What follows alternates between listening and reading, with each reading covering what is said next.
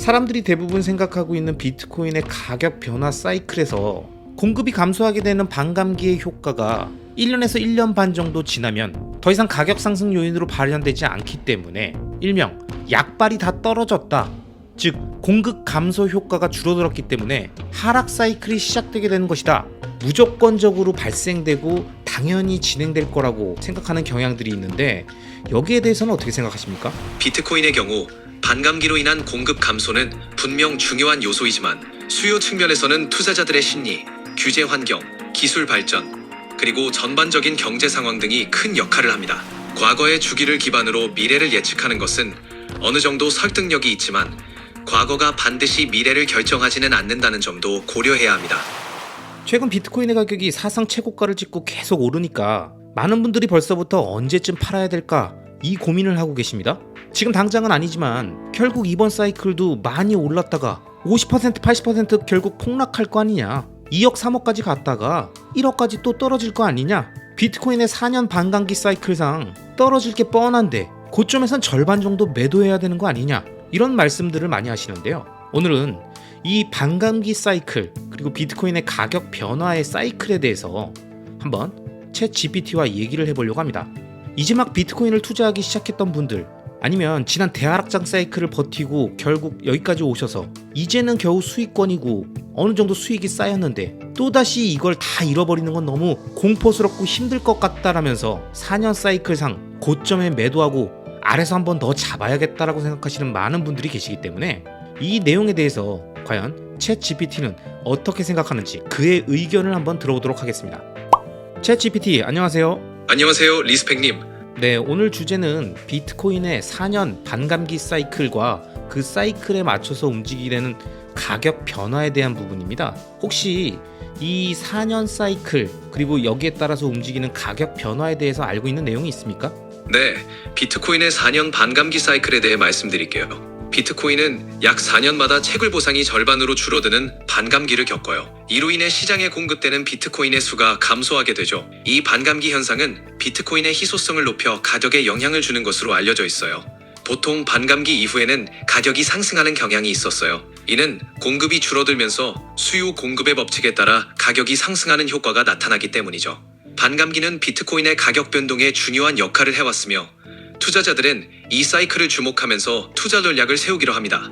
네, 지금 말씀 주셨던 내용이 수요와 공급이라는 측면에서 공급이 감소하게 되는, 공급이 즉 반감하게 되는 공급적 이슈에 대한 부분으로 움직이는 가격 변화 요인에 대한 부분인데요.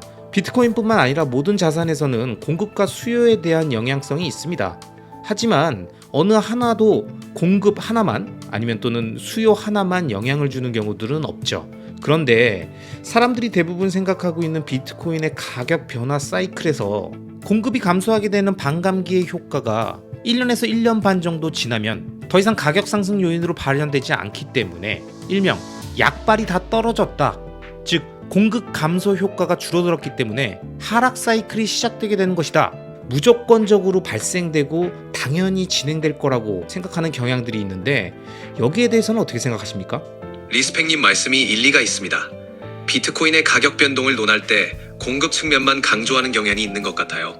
그러나 모든 자산의 가격은 공급뿐 아니라 수요, 시장 심리 등 다양한 요소에 의해 영향을 받습니다. 비트코인의 경우 반감기로 인한 공급 감소는 분명 중요한 요소이지만 수요 측면에서는 투자자들의 심리, 규제 환경, 기술 발전, 그리고 전반적인 경제 상황 등이 큰 역할을 합니다. 그래서 단순히 공급 감소만으로 가격 변동을 예측하는 것은 위험할 수 있어요. 다양한 요소를 고려하여 균형 잡힌 시각을 갖는 것이 중요하다고 생각합니다. 네, 그러면 지금 이러한 저희들이 논의하고 있는 것들을 조금 더 깊게 들어가기 위해서는 과거에 있었던 비트코인 반감기 때 공급과 수요라고 하는 요인들이 각각 어떻게 영향을 줬는지에 대해서 저희가 한번 정리를 해봐야 될 것 같은데, 챗 GPT가 깔끔하게 요 과거 반감기 사이클의 사례들을 수요와 공급적 요인에서 어떤 이슈들이 있었는지를 좀 정리해 주십시오. 알겠습니다. 과거 비트코인의 반감기 시기에 공급과 수요 요인을 정리해 볼게요. 2012년 11월 첫 번째 반감기에서는 채굴 보상이 50BTC에서 25BTC로 줄었죠. 이 당시 비트코인은 아직 대중에게 널리 알려지지 않았지만 공급 감소로 인해 가격이 서서히 상승하는 추세를 보였습니다. 2016년 7월 두 번째 반감기에서는 보상이 25BTC에서 12.5BTC로 줄었어요.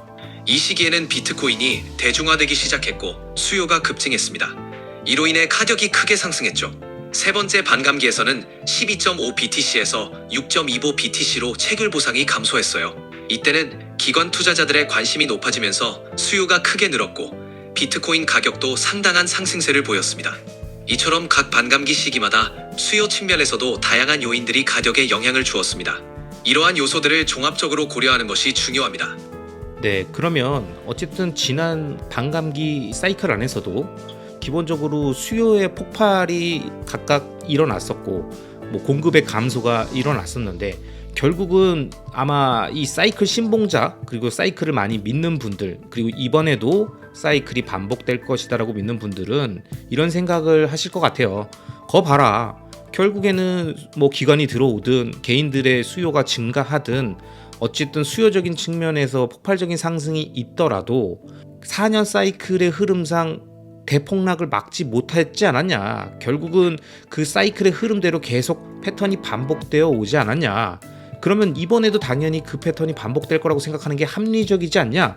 이런 얘기들을 하실 거고 새로운 수요의 증가, 예를 들면 국가기관이나 아니면 마이크로 스트래티지를 비롯한 다양한 기업들의 수요 증가에 대한 부분들이 있다 하더라도 그리고 미국이 전략 비축 자산으로 모은다고 하더라도 그러한 수요의 폭발이 있더라도 반감기 이후에 발생되는 급감하고 급락하는 사이클을 막지는 못하고 이번에도 동일한 사이클이 반복될 것이다 라는 의견에 대해서 어떤 의견을 주실 수 있을 것 같습니까? 리스펙님이 제기하신 이슈는 비트코인 투자자들 사이에서 중요한 논쟁거리입니다. 과거의 주기를 기반으로 미래를 예측하는 것은 어느 정도 설득력이 있지만 과거가 반드시 미래를 결정하지는 않는다는 점도 고려해야 합니다. 첫째, 과거에는 비트코인 시장이 비교적 작은 규모였고 주로 개인 투자자들에 의해 움직였습니다. 반면 현재는 기관 투자자와 기업들의 참여가 늘어났고 각국 정부의 관심도 커지고 있습니다. 이러한 변화는 수요의 질적, 양적 측면에서 과거와는 다른 양상을 보일 가능성을 제시합니다. 둘째, 시장의 성숙도와 정보의 접근성이 높아지면서 투자자들은 과거의 패턴을 반복적으로 따르기보다는 새로운 정보에 기반한 전략을 수립할 가능성이 큽니다. 셋째, 비트코인은 디지털 자산으로서 기술적 발전과 금융 환경의 변화에 따라 그 가치가 재평가될 수 있습니다. 예를 들어 미국의 전략적 비축 자산 편입이나 대기업의 비트코인 매입은 과거에는 없던 요인들입니다. 따라서 과거의 패턴이 반복될 것이라는 예측도 주의 깊게 고려해야 하지만 변화하는 시장 환경과 새로운 요인들을 함께 분석하는 것이 중요할 것 같습니다. 네, 대부분의 사람들은 과거의 경험을 바탕으로 미래의 전략을 세웁니다. 그렇기 때문에 과거의 흐름상 반감기 이후에 대폭락이 진행됐었기 때문에 이번에도 역시 그럴 가능성에 굉장히 많은 배팅을 하고 뭐 현재 비트코인의 가격에서 더 크게 올라서 뭐 2억, 3억 아니면은 뭐 그 중간 어딘가가 될 수도 있고요. 그것을 더 넘어설 수도 있겠지만 본인들이 생각하는 과하다고 생각하는 어떤 수준까지 넘어서게 됐을 땐 급락을 예상하고 아마 매물이 나오게 될 가능성이 높습니다. 그리고 그렇게 나오면 그때부터는 아래서 다시 한번 잡겠다. 그래서 수량을 늘리겠다 이런 생각들을 할 경우가 많은데요. 아직도 대부분의 사람들이 이런 4년 반감기 사이클에 의한 가격 변화를 신봉하고 있을 때 그리고 그것에 의한 매매 전략을 짜고 있을 때 만약에 이 생각들이 맞다 하더라도 그리고 이런 흐름들로 갈 가능성이 굉장히 높은 상황이었다 하더라도 대부분의 이 시장에 처음 참여한 참여자들까지 모두 알고 있는 사이클이 시장에 공개되어 있는 정보에 의해서 모두가 인지하고 있는 사이클이 그대로 유지될 수 있을까요? 그 사이클이 유지되려면 그것을 알고 있는 사람들이 그것을 행하려고 하는 것을 역으로 이용하거나 거기에 앞서서 뭔가 다른 행위를 하거나 아니면 그것을 이용해서 다른 전략을 세우려고 하는 사람들이 없이 모두가 그냥 다 똑같이 같은 생각으로 같이 행동하고 끝나야지나 그 사이클이 변화 없이 그대로 유지될 수 있는 거 아니겠습니까? 그러니까 비트코인에 관련된 어떤 변화, 공급과 수요라고 하는 측면들 앞서 언급했던 내용들 다 빼고 투자의 어떤 심리나 접근 방법으로 봤을 때 우리가 일반적인 자산 투자적 측면에서 봤을 때도 모두가 인지하고 있는 사이클이 반복될 가능성은 굉장히 낮은 게 아닌가라고 생각하는데 여기에 대한 의견 부탁드립니다. 리스펙님 말씀에 일리가 있습니다.